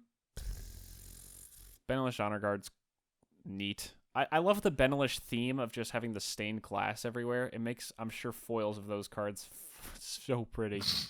That's why Lyra, I'm like, yep, gotta get the foil because that's going to be gorgeous. Even though that's like the second most expensive card in the set right now behind Karn. Interesting. But we'll get there because we still have a lot to go. Blessed Light, better removal for white at instant speed in standard, although that art is terrible. Yeah, it looks like really trash. poorly rendered. It looks like old CGI. Dark Bargain is really cool. Instant speed, put 2 cards into your hand and 1 into your graveyard. That's actually really solid for 4 mana at instant speed. Blink of an Eye has really creepy art. A kid at my store yesterday, there's one couple who are kind of crappy, but they bring their kid in all the time while they play Magic. Yeah. He ran up to one of the guys at my Commander game screaming, "Look, it's an eyeball monster." Call to the Cavalry, more knight stuff, and Broken Bond. Broken Bond is good. It lose instant speed on and go to green for disenchant in exchange for potential ramp. Problem is, early on, what are you destroying? A Soul Ring? Pretty much. It seems likely. It's like, hey, I'd rather not play my ramp spell. I'd rather say fuck you and ramp, potentially. Cloud Reader Sphinx has very pretty artwork, and it seems like a decent limited card. 3/4 flying it's pretty, for 5 pretty is good terrible. limited. Scry 2 is really common. good. Yeah, no, it's a good top end. And Demonic Vigor, actually, I really like. Anything that just brings a creature back to your hand for free for 1 mana. Yeah. It seems solid as an aura. Divest. Hold Potentially on. the Thoughtseize of Corrosive Cropper? Ooze makes me scared. Why? What if someone plays that against Sram? Sram, yeah, it scares No me. one's going to play it. No one's No gonna play that card. Yeah, Ooze Tribal's getting there. It is, though. That's very true. Divest. Thoughtseize for Pauper. Yeah. People are excited about it. G2 Chronicler. Costs way too much mana. Yeah. Deep Freeze is more commander removal. More Lignify for blue. Yeah. Which already had Imprison in the Moon. Not bad, actually. Not bad at all. And there's Dub. We got it. Another meme card. Divination reprint with cool artwork. Eviscerate, more just limited black removal. Grow from the Ashes is actually interesting because it doesn't bring the lands in tapped. But it's still not worth being a shittier rampant growth in Commander. 5 mana for 2. No, I wouldn't do it. There's much better cards in Commander, like Cultivate, Kordama's Reach, Just from our perspective, I love the Gideon Punch in the next line. Oh, yeah. Gideon's Reproach. On Amonkhet, Gideon lost both his Surl and his faith in himself, but he can still throw a punch and still knows a bad guy when he sees one. That's awesome. I actually didn't know he had lost his Surl, and I read those stories, so... The only reason I knew is because there's flavor text and a sword coming up that mentions Gideon using it. That is true. No, I know what you're talking about. Yeah. Opt new artwork already. Clearly they're happy. Oh, I with didn't this know they card printed being it in again. Standard. Yeah. And it's got cool artwork Hold with on, Teferi in front of it. Does this set rotate out together with... No, it doesn't. This one rotates out with... I'm pretty sure Amonkhet and Kaladesh are what rotate and fall. This will have both versions of Opt. Yeah, so this isn't going to keep it in Standard for longer. It's just an opportunity to print a nicer a different looking version of it, but also keep it in Limited because Opt is really fun in Sealed and Limited. It's not inherently broken. It's a fun filler card if you're in that color. Oh, Healing Grace card I might consider for Lycia. Gaining 3 life at instant speed isn't very good, but preventing damage can be trolly, but probably not. But it's pretty artwork. Might be. The only problem is you want to gain the life on your turn. My turn for Lycia, I know. Land of War Elves, it's back, baby. Green is now the most busted color in Standard again. It's good to be green. The dream team that will destroy people forever is Land of War Elves into Steel Leaf Champion. Hell yes. It's going to end games. Mono green is going to be great. Rat Colony, hilarious. Rat Tribal, here we go. It's also, someone pointed out, with Tetsuo, you can have as many rat colonies as you want, and they'll all be unblockable because they have 1 toughness. Oh my god. Blue-black rats, baby! Keldon Warcaller is interesting just because it puts a lore counter on a saga, but it has to attack, and if the saga comes down, it's just way too many hoops. It's interesting. They gave Red a bear with upsides here. This is unusual. They have just recently started doing that. Invoke the Divine, more considered artifact or enchantment removal. So, yeah. Maybe for Lissia again, for life gain stuff. Instant speed is always good. Yeah, it might be worth the 1 mana over the 2 mana versions of the spell. Yeah, exactly. That's the other thing, because I'm currently running Disenchant in that deck, and this might be worth it. Yeah. Against Disenchant for the life gain. Knight of Dominaria has really pretty art. Rescue, a card that someone will use somewhere, and other than that, it's terrible. Yeah, no, it's not that good. Soul Salvage looks cool in limited. Soul Salvage is neat and limited, but outside of limited, there's just better things to do with recursion, especially in Commander. Syncopate. Everyone's pissed that Mason Unicorn isn't a horse for Horse Tribal and Standard. Yeah. That's unfortunate. Someone actually, I was playing my Lissia deck yesterday against, one guy had a Karlov deck, and he actually had Crested Sunmare in the deck. Hell yeah. Which was hilarious. All right, we're moving through Unwind. I almost put it in Kess, but I actually decided not to. I usually don't find myself so needing the mana.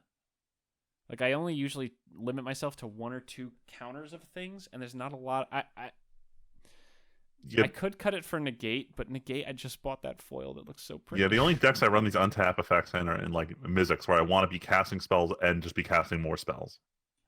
Whereas, I could run it in Kess only because of Precognition Field now. Yeah. But, I still am thinking about it, but I found 2 cards for the 2 slots I was willing to cut, so that's kind of the problem too.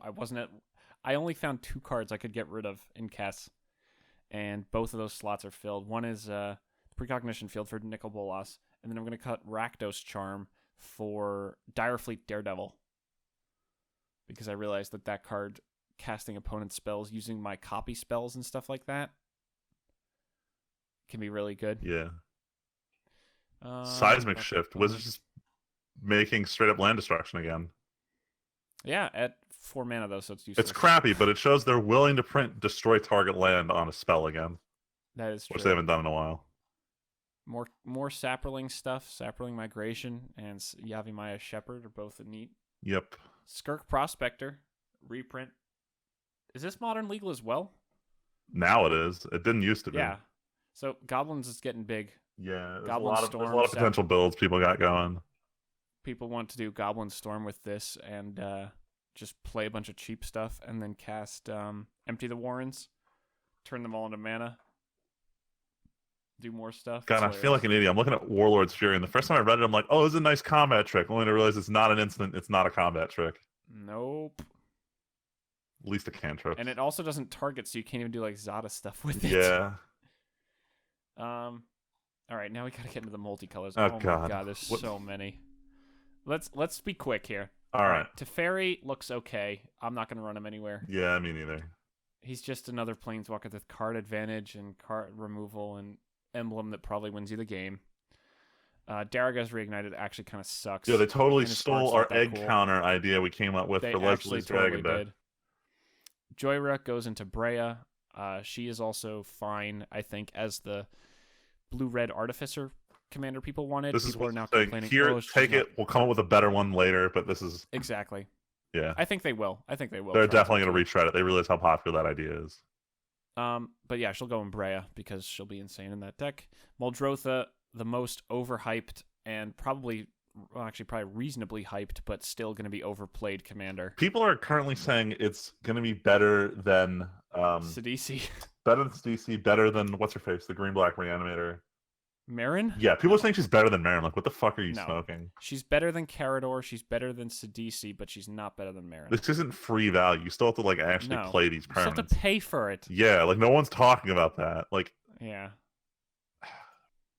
It's the options thing. yeah, I think it's Options are amazing. always I'm good. never going to build it just because I know how many people are going to build it, and I kind of like to not build.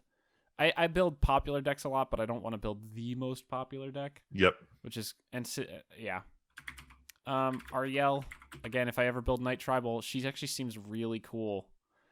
Like, she can attack and then make tokens and then destroy stuff. Hey It's man, neat. she's a 4/4. She's a viable target, man. This is great. I like this.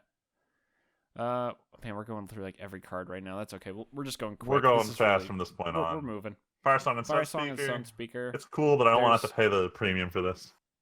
There's gimmicky stuff that people have planned for them. There's like a 2-spell combo where there's like a white spell that gives all your spells or a creature lifelink or something, and then a damage spell that's red somehow makes an infinite damage combo. I don't know. There's something. There's gimmicky stuff. Yeah. But outside of gimmicks, it's a really cool thing. But why can't Soulfire Grandmaster be in the deck? Why can't it be Jeskai? It sucks. Yeah. Grand Warlord Rada is about 10. I had a minor argument with someone at the Story Estate. This is so much better than the original Rada. It's ridiculous. Wait, is Rada the tiny one that I'm thinking of? The 2/2 for 2 that attacks. You get 2 red mana during your combat step, or she can tap for green. Yeah, this is much better. This is so good. There's so many good I things. did not that realize you it was can the do with Grand same Lord Rada. character. Oh, that's cool. Joda, I opened a promo of him, like I said. Joda Fist Never of the gonna Sun. build him, but he's Fist of the Suns on a commander, which I think is actually really good. It's cool, but I think there's better stuff you'd want to be doing as a 5-color commander. But so EDH Rec started doing a podcast last week, and I have been listening to it. Someone on there pointed out there are a lot of decks that are like just 5-color to be 5-color, and they use like Progenitus or something like that as the commander. Yeah. Almost all of those decks would probably be fine switching to Joda. Probably. Because if you're just playing 5-color good stuff, why not just pay 5 for it instead of a bunch of other stuff? Yeah, definitely.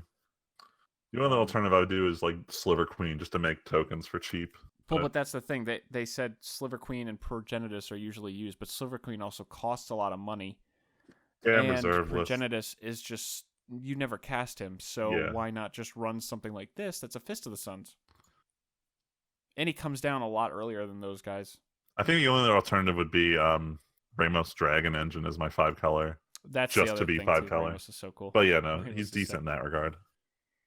Oath Oath of Teferi's of Teferi, pretty interesting.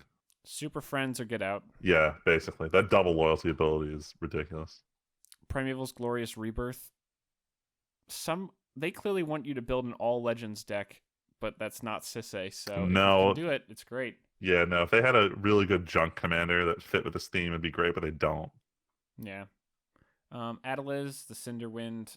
She is the prowess commander we tried to design. She really is. Wizard's prowess. I'm never going to build that deck because it's just so at odds with itself, I find. Or you just run Shu Yun. I think the card itself just looks beautiful, but I'm not going to play this deck. She looks really cool. I would like cosplay as a version of that Hell yeah. kind of mage guy, but other than that, Arvad the Cursed. Yeah. I thought about putting him in Lycia. We got the edgy knight here. As another commander buff card, like Bastion Protector. But 3/3 for 5 Death Touch Lifelink probably isn't good, but he'll go in a Knight deck for sure. Yeah, no, if he's getting boosted, he's really good, but on his own, the 3/3 kind of sucks. Garna the Blood Flame is insanely cool. What a sick new take on a Rakdos commander, my god. Board wipe, flash this in. Like, who cares if it costs a lot of mana? Fuck it. It's super. There's so much text on this card. It's got to be good somehow. The only thing is it sucks as a commander because everyone can see it coming. Oh, for sure. Yeah. But it's still cool. It's a cool card. But also, in every game of Commander, someone has to board wipe at some point if they want to win. Essentially. And if you don't have to, just pull the trigger and bap, bring her in.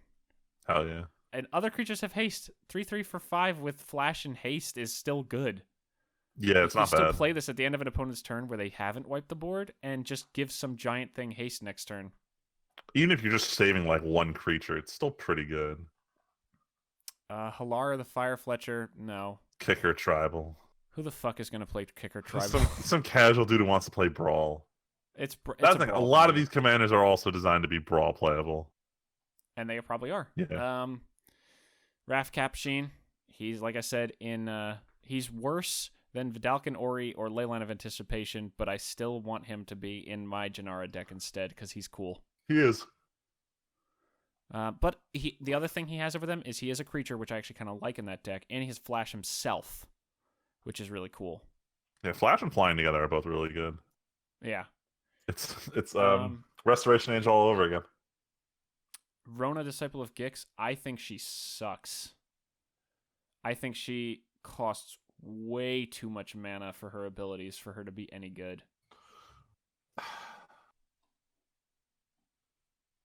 Okay, so back when I played Standard, what was that stupid card? That blue-black Spectre, Nightveil Spectre.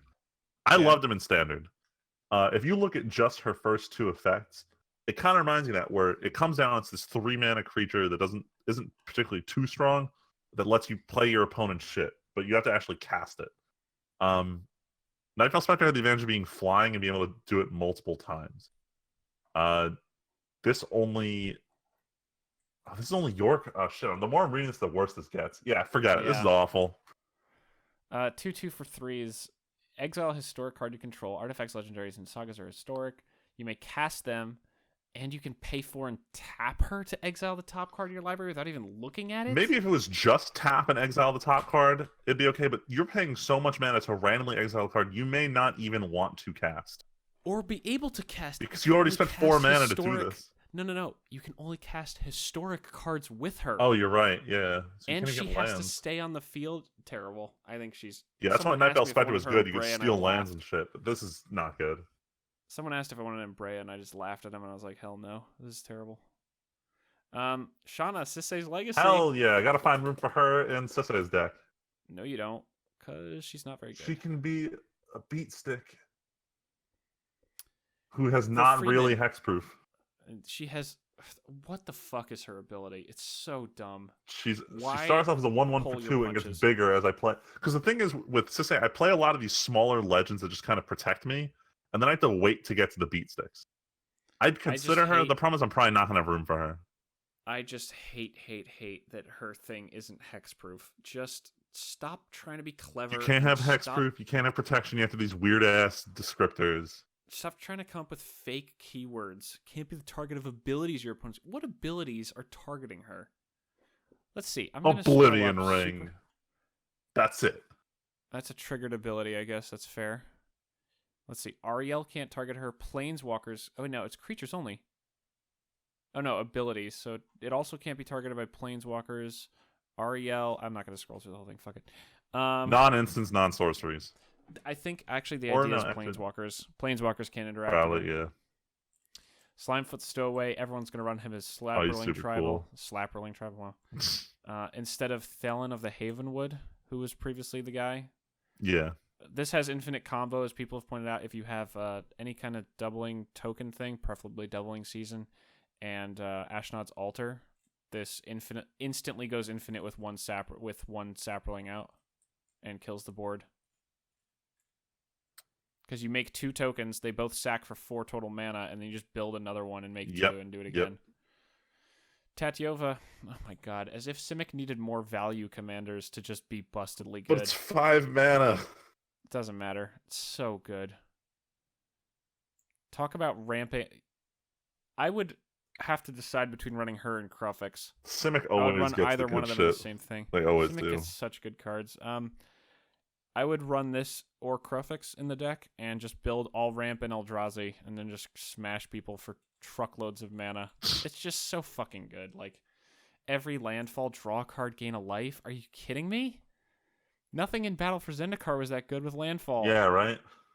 Tireless Tracker? It's the closest you get. Oh my god, it's fucking... And Tiana, the most disappointing card for me in the entire set. God, yeah. The cutest little angel you ever saw who doesn't affect vehicles even though she's the ship's caretaker. That's what they get for printing one vehicle in this set. I don't care. I'm not going to buy her because she's so cool. The art's amazing. Angel Engineer is super cool to me personally. 3/3 flying, first strike for 5 isn't terrible. And she does cool Boros stuff. She could be a better Depala. She could be the commander that made Depala worth playing again in changing my vehicle deck into like an Aura equipment vehicle deck. Too bad. Can't do it. She doesn't hit vehicles, and it's the biggest flavor fill in the set. Almost done. Colorless stuff. Karn, Scion of Urza. Karn. I still think he's overhyped. He's aggressively overhyped. He's the most expensive card in the set. He's way too overhyped. I don't understand why people... everyone's like, oh, 4 mana, 6 loyalty to get the worst card off the top, the worst of the 2 cards on top of your library? That could be amazing. And then you just -1 him and get the other card back? The idea is people overvalue the fact that it's repeated card advantage. The problem is it's not necessarily good or fast. It just, over time it will be. The problem is it's too slow, and you're dedicating all of your turn to getting a shitty card for next turn. Like, there's also a chance that you end up just ripping 2 lands off the top. Yep. I guess the idea is you get them out of the way. Yeah, I don't know. I think people are overvaluing it. I don't know. I would consider one in Brea, but it just costs too much money. If people want to put him in any deck, the only deck I would put him in is something like Brea, where his -2 actually can do something reasonable. And his -2 does nothing compared to his first 2 abilities. That's insane. Yeah, no, his -2 is so disconnected. Like, people are only looking at his +1/+2, or +1 -1 because they're like, oh, don't evaluate based on ultimate. His ultimate's a -2. It's essentially a normal ability. And if people are going to try and jam him in a non-artifact deck, you're playing him in the wrong deck. Card advantage. Nah, Mox Amber, worst Mox ever printed. Everyone and their mother wants this card. It's not as good as they think it is. Mox Amber? Yeah. Or Karn? No, Mox Amber. Yeah, Mox Amber is... It's not as good as I think it is. In Commander, you have to have your Commander out to use it. Yeah, most of my rant is to get my Commander out in the first place. Yeah. I mean, you can do Google stuff. I'm not going to run it. No. Weatherlight. Maybe. I don't even know if I want that for Sisai. No, you don't. No. Oh. The thing is, I just need any other creature out for this thing to be useful. I can search. Yeah. I can search it with Sisai. If you have, like, Sisai's Shauna. Have Shauna out. Essentially, yes, it's like a ramp for Sisai, because I can search for something, get that, and play a 5-mana. It's also legendary. Creature. Actually, I might consider it. I don't know. It depends on what the price ends up after everyone realizes it's not that good in every other deck. In Modern, it's nothing. No, it's not playable in Modern. What do you run in Modern that's legendary? Jace and Tassiger? The only deck I would even consider is something like the Tezzerator deck I have, but by the time Tezzeret's out, I wanted my artifacts to already be there, and Mox Opal already does the job for $50 more. Oh, yeah. Weatherlight is really neat. It's interesting. If I wasn't sunsetting Depala, it's going in the deck, but I'm sunsetting Depala, so I probably won't spend the money. But it's so cool. It is. Too bad it kind of sucks, though. Yeah. It's a cool ability, but it's overcosted as usual for vehicles, because vehicles are scary. Blackblade Reforged. A flavor win. That one is going right into my Heir to Blackblade. Whatever is it? Corlash. It's going right in there, because that's just a big damage booster for him. I mean, it's a double Blackblade, yeah. Putting this on Gideon for flavor, because Gideon's gonna get it. Oh my god. Yeah, this card is sick. It's actually super mega ultra good. I didn't actually want it in SRAM, but it could be like a +5/+5 equip 5 total cost of 5 in SRAM. It's not terrible. I actually don't hate it anymore. Fuck.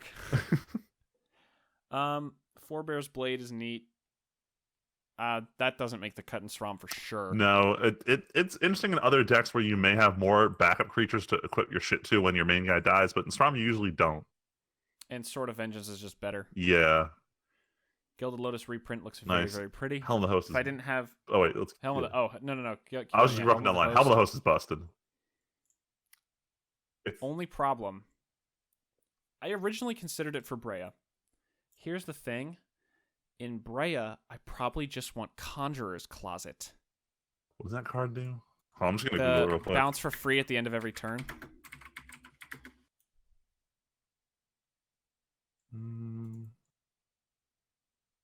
Yeah, because then you get your ETB effect right off of that.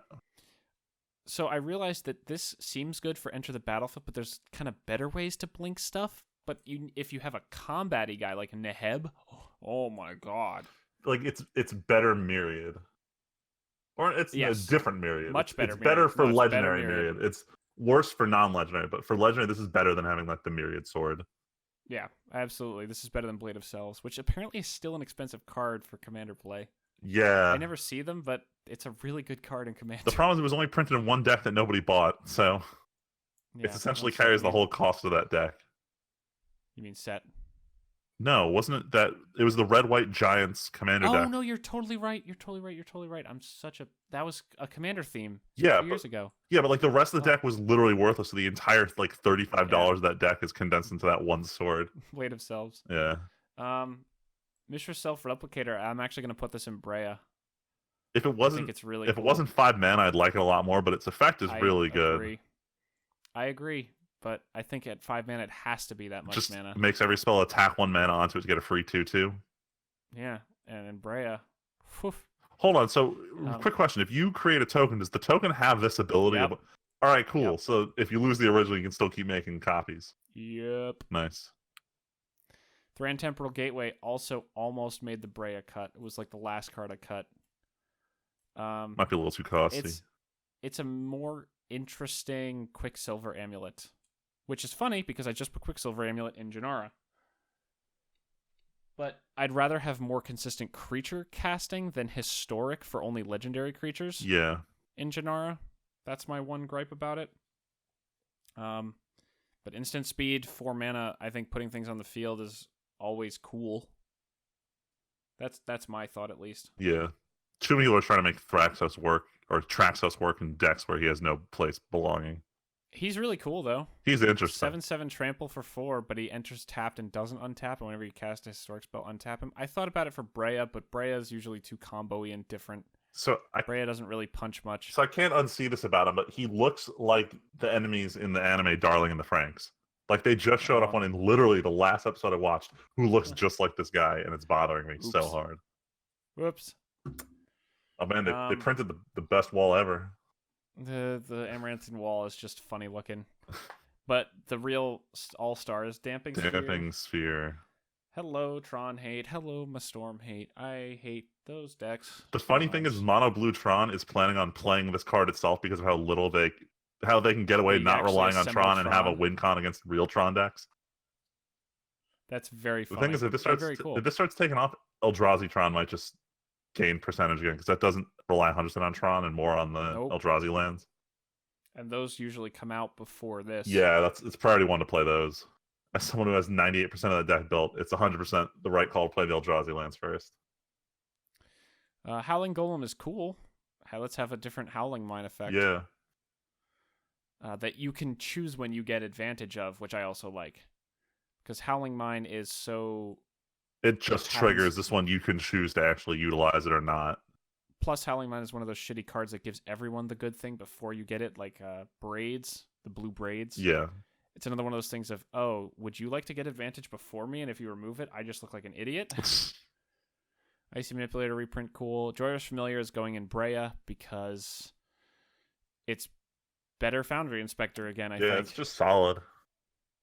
Having a flying version is also people useful. really undersell how good flying is. Yeah. And Thopter Travel, so more flying stuff fits on theme. Yeah. Juggernaut reprint. And it's just cute looking. Juggernaut reprint. We don't have to cover them all at this point. No, I'm just giving quick comments. Versus Tome is not very good. No.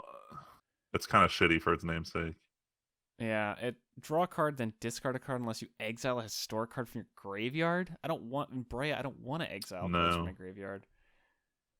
I smashed with yesterday, even though I lost the game at 1 life. That was one of the games I lost at 1. I did have an amazing scrap mastery in my Brea game yesterday. Listeners, if you end up pulling Blood Tallow Candle in Sealed or Draft, I'm warning you right now, it's a fucking trap. I can see myself trying to play this card. I'm like, oh, it's only 1 mana. It'll stick around eventually to work. No, don't play this card. It sucks. It's a huge trap. 6 mana conditional removal. Don't play this card. It's a trap. You know what card is hilarious? Power Stone Shard. Oh, you're already 1 more line down. Yeah, that's a That's a cool I mean, card. nothing on the last line is interesting. Yeah. Navigator's Compass is neat, but not good. Man, Jousting Lance is the shitty equipment. Short Sword is the most equipment I've ever seen.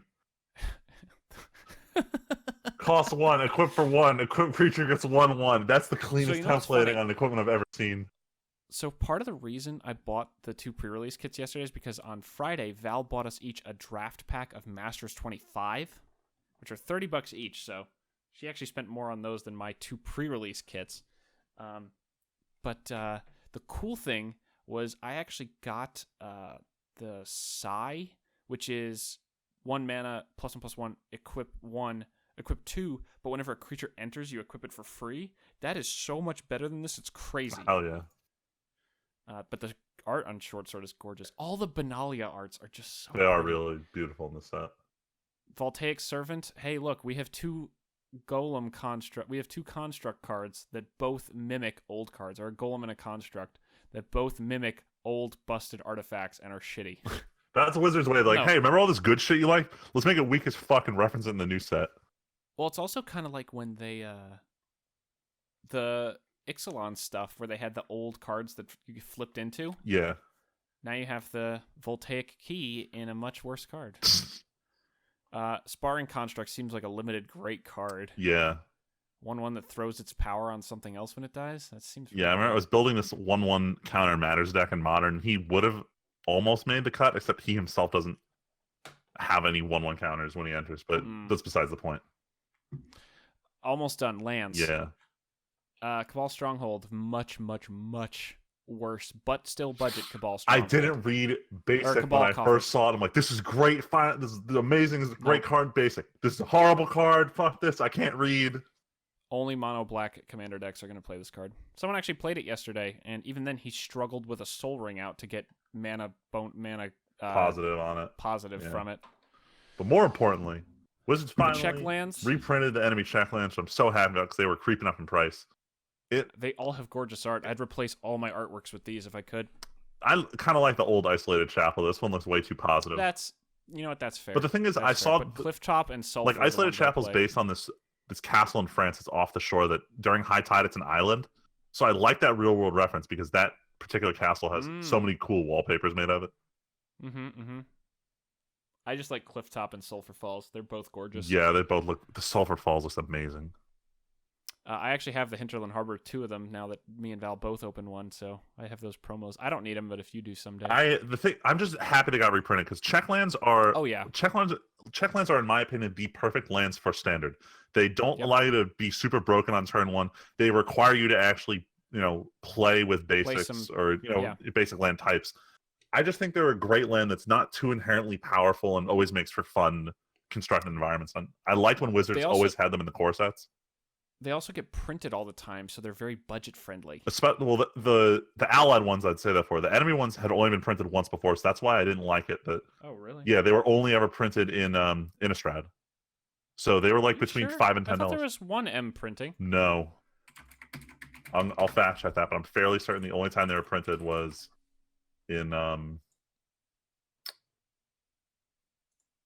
sorry, I'm getting Discord message. I can't focus all at the same time. When was it printed? Innistrad and Dominaria were the only time they were printed. Totally right. Wow, I'm sorry.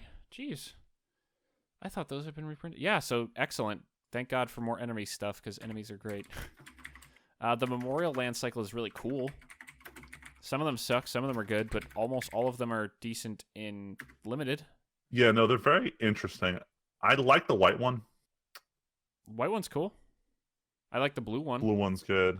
Black's okay in Limited, green's okay in Limited, and red kind of sucks in Limited. Red does kind of suck. Zalfrin Void is a trap. Only play it in colorless commander decks. That's it. But they got their own temple finally, so it's cool. I'm trying to think if there's any... Even some monocolor decks might like it for the Scry. I know I've played like they have the tapped... Or was it... No, I think it's only one color. New Benalia. New Benalia. Yeah, I play that in white just because I love Scry in colors that usually can't get any real card advantage. Sure, but you don't want that many colorless lands usually in monocolored decks because they usually lean into the monocolor aspect. Yeah, it's not only. Yeah, I guess in SRAM it could work because you have so many colorless equipments. I don't know if I'd care for it in Strum. I mean, it enters untapped, which is really good. That's true. That's a big part of it. But that's Dominaria. Yeah. Almost 2 hours, but we're done. Oh, did you see the flavor bit about all these gates showing up in the basic land arts? No. They're all reference this one land cycle from yeah. I think it's really cool. I think Mark. No. It's Mark Poole did the art for them, and he did the artwork for original Innistrad that had gates in them, or original Dominarian art that involved these gateways. So he finally got to go back and do new art of them, like collapsed and everything. Because if you look, every gateway one is a Mark Poole one. I love how much they're like really focusing on artists in the recent sets. Like they gave it's amazing. Well, like Noah Bradley had. Did he have all the legendary sorceries or something? He had all the legendary sorceries. Yeah. Oh man. I would take a playmat of almost any one of those Noah Bradley. Oh my god, I want either Urza's Ruinous Blast or Karn's Temporal Sundering would make amazing playmat. Actually, no, fuck it. Most of that cycle make great playmats. Not wrong. But anyway, I think we're gonna end it because we both gotta go. Hell yeah. But thank you all for listening. Dominaria looks sick. I'm glad I have a box in the mail that'll hopefully come sometime after the wedding I have to go to this week. And then I'll probably, if I haven't gotten all the cards I need, by then maybe Lyra won't be quite as expensive, so I can get a foil of her. Maybe. I don't know. See what happens. And of Shalai, since those are like the ones I really want to finish my Janara deck. But anyway, thank you all for listening. We'll be back with the normal TNT podcast in a few days. But until then, my name is Tim. As always, I'm Friedman. And we'll catch you guys probably next time a set comes out. We'll be talking to you guys about core sets in about 3 months. Hell yeah. So thanks for listening, and we'll catch you guys later. See ya.